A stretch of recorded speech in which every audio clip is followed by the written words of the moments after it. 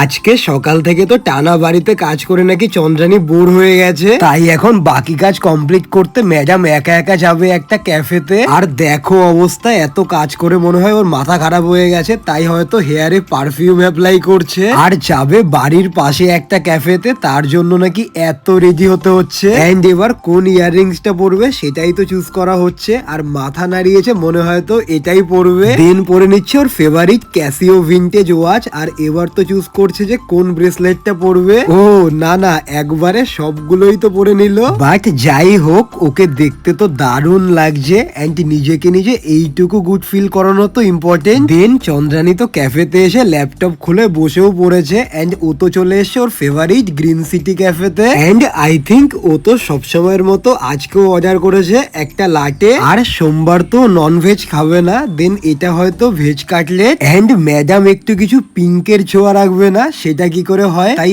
এবার অর্ডার করেছে pink strawberry shake. So that's it.